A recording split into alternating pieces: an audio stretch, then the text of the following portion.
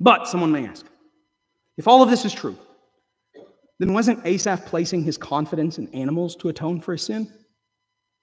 If that's what happened at the sanctuary, if watching the sacrifices was what made him see the end of all of the wicked, made him see his own righteousness, doesn't that contradict everything that we read in Hebrews and Galatians? Well, anti-amen, certainly not, right? Asaph here gives us a wonderful example of how the Old Testament saints were still saved by grace alone, through faith alone, in Christ alone. Because notice, he doesn't say here, and I went into the sanctuary and I trusted in the goat that I sacrificed. That's not what he says, right? And he's not delighting in the blood of the bull that he splattered upon the altar, right?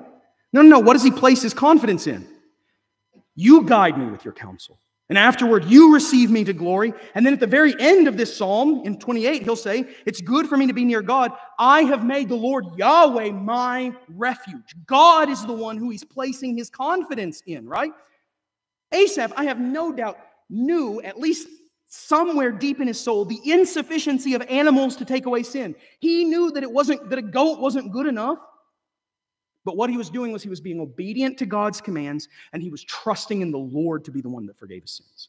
And in that way, without knowing the name of Christ, not knowing who God was going to bring about as the once-for-all sacrifice for sins, Asaph was placing his trust in Christ. By saying, Yahweh is my refuge, he's placing his confidence in Jesus alone to save.